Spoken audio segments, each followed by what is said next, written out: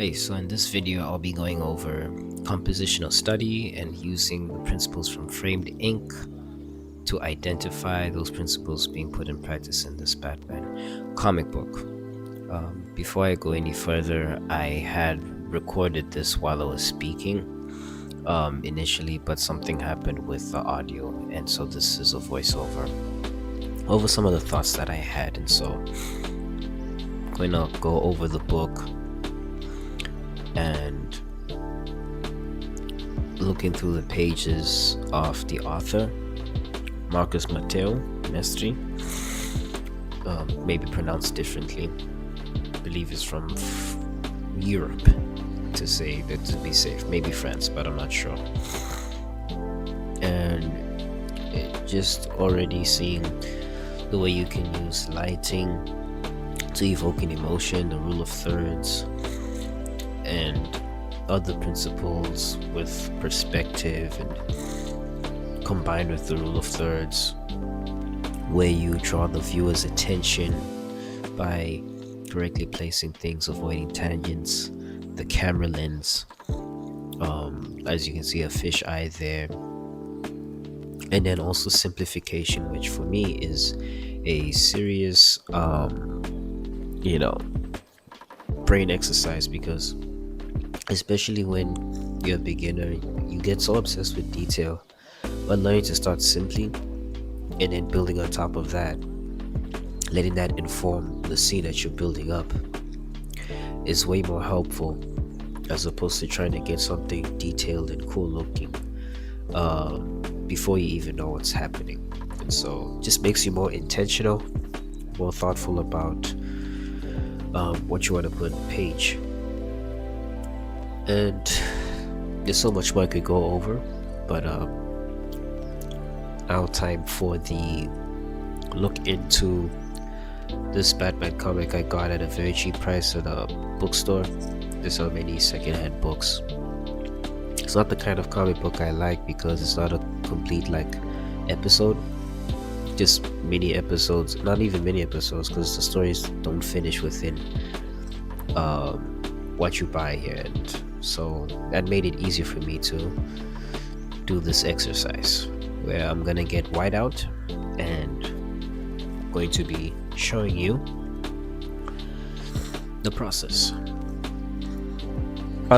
of identifying compositional principles. And I think it's good to be able to identify it in the work that exists, the work that you consume. You can also see it happening in movies. Even when I play video games, I see cutscenes, I see it in action, or just even the way the character, if you play third-person games, where he's positioned on the screen is intentionally not in the center, and the rule of thirds is one of the reasons for that.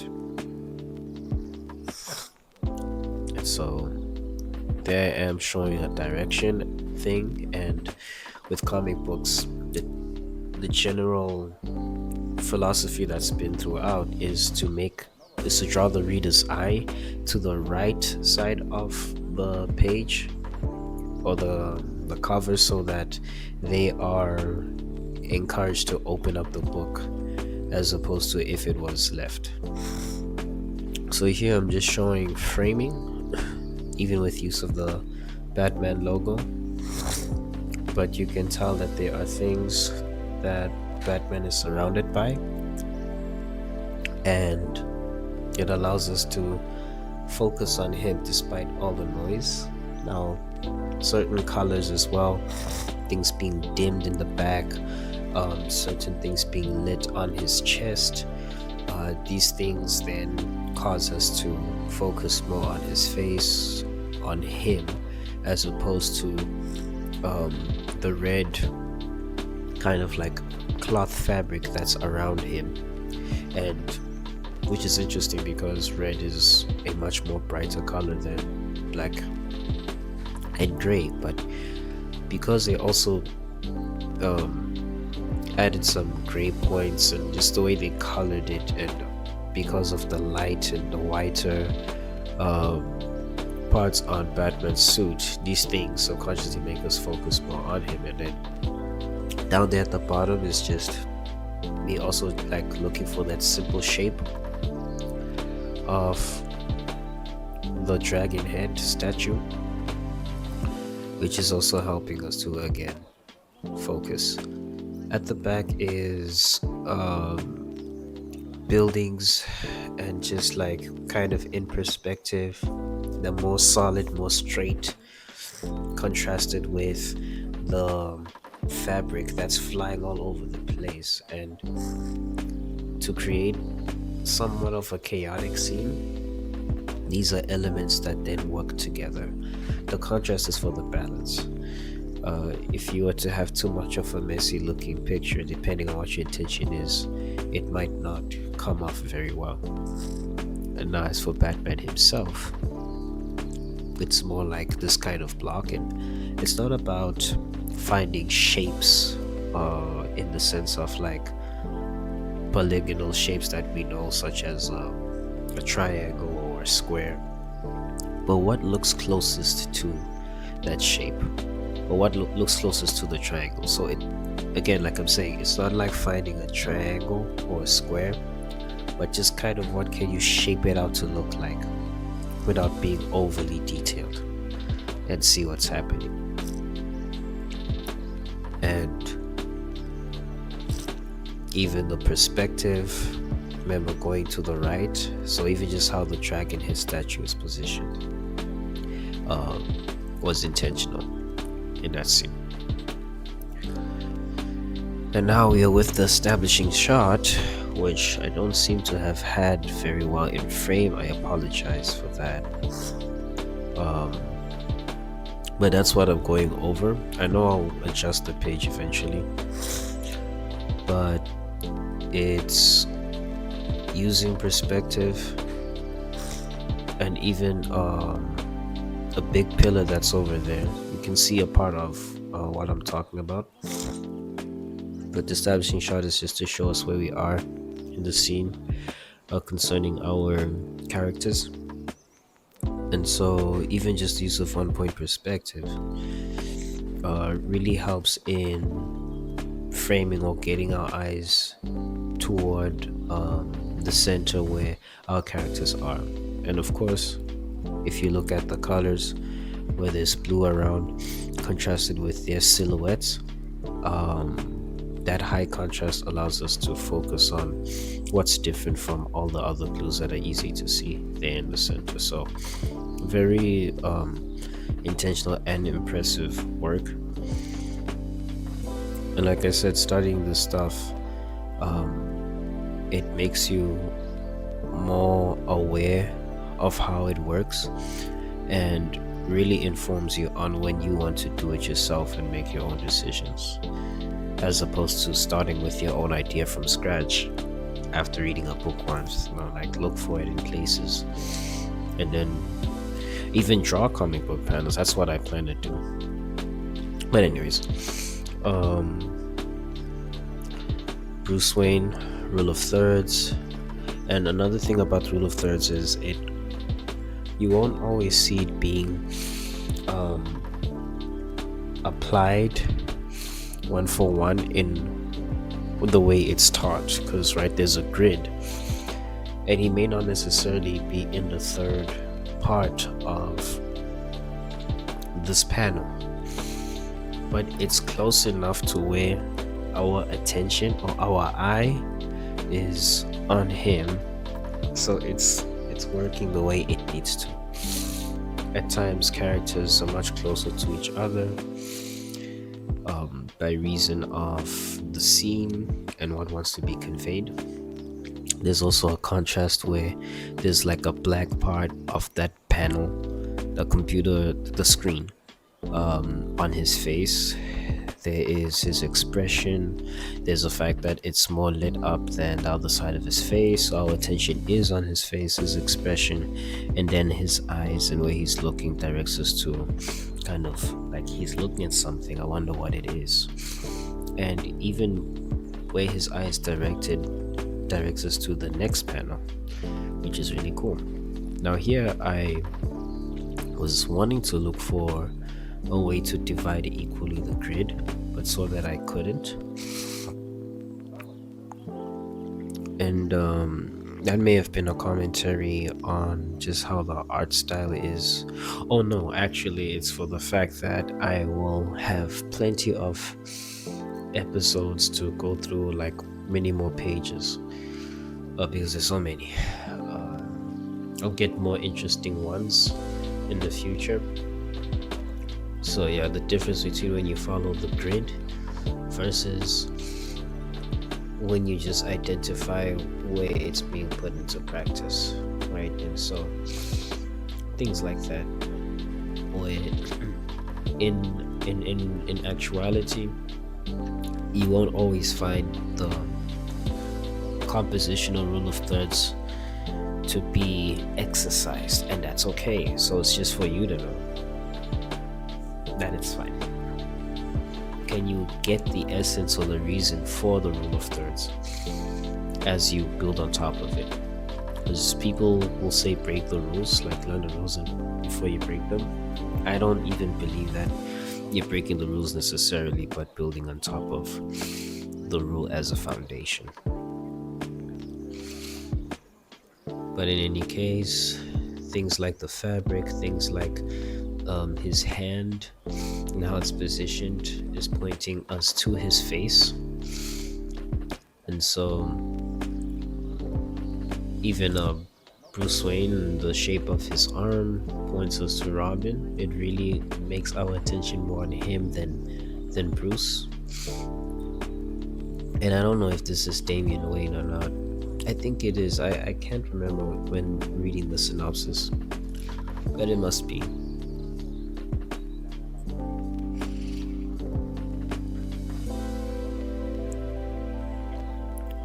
That was me looking for the name, but I was not wanting to consume my recording time on that. You can let me know in the comments if you're aware. I never grew up on comics in that way. If you've watched any of my earlier videos, you'll know that by now. Not from lack of interest, but lack of availability. So it's not a world I'm unaware of, but it is one that I've been looking at from the outside, from a window. But in any case, doesn't stop us from being able to study. Like, even just the shape of Robin in the scene. It's pretty triangular, pretty sturdy. Same with Alfred, and then the contrast here would be Batman. However, interestingly enough, because of the way the scene is lit, our biggest focus is towards both Robin and Alfred, with Batman not so much, if you look at it. But it allows for the scene to be different and not like really the same or lifeless by having Batman positioned differently. I think it really makes the scene more lively. Even the fact that he's looking at them moves our attention away from him and more on them. Now, why them particularly?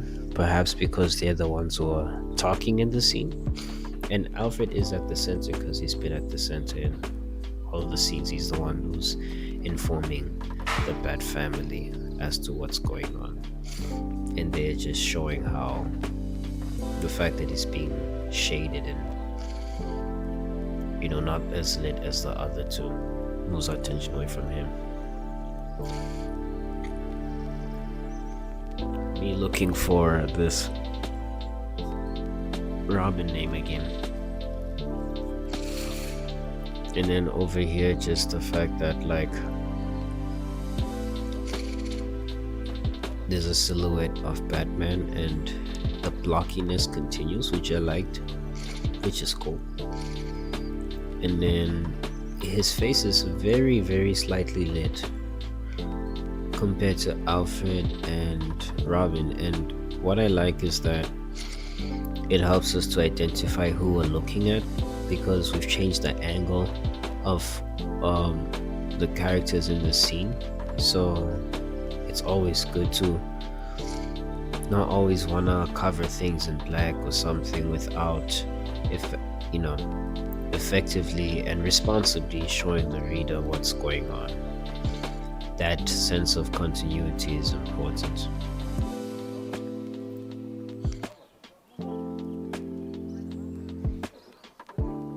I'm gonna go over to another page, just one that caught my eye the most and wanted to work on that. Well, this panel on this page.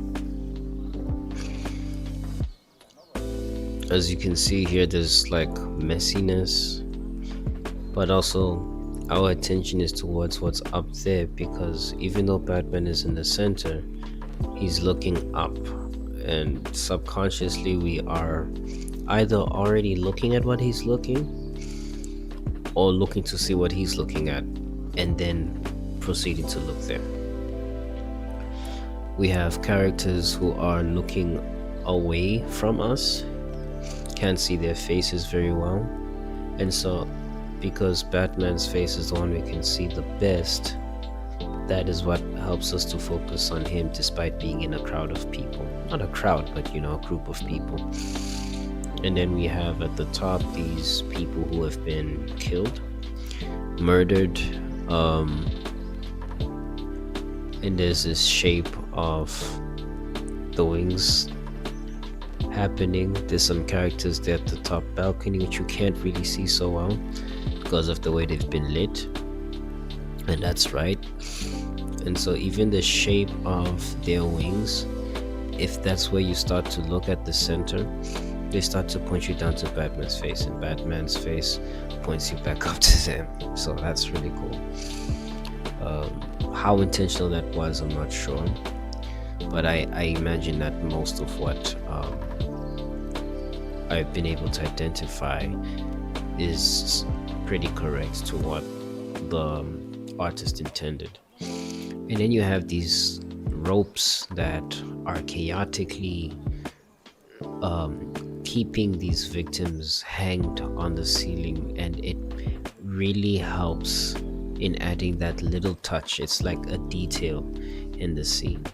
If they were neat, it wouldn't hit as hard as just this. We already know this is a crazy situation, but what evokes that is something as simple as cables, no, not cables, but ropes sticking to the ceiling in the way that they are. So this is very useful information, and this is not a framed ink review, but I would 100% recommend it. I finished it now at this time of recording. And back to this drawing, is just showing the sturdiness that is at the backdrop of this messiness, which adds balance into our scene. But speaking of framed ink, I would 100% recommend it. I'm looking forward to getting volume 2, but before that, I'm looking to see how frame perspective is, just to learn more about perspective, and even within the context of storytelling.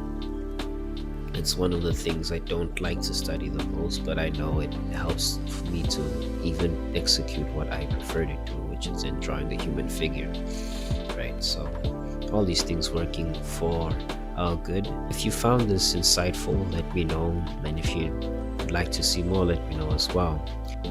And if you're an artist struggling to see their skills improve and would like to make art you'd be proud of, I'd like to invite you to my Discord community, where like-minded people such as you are helping each other to then get better, grow, share each other's work, build each other up, and prepare ourselves to become masters of our craft. That sounds like something you're interested in. Link is in the description.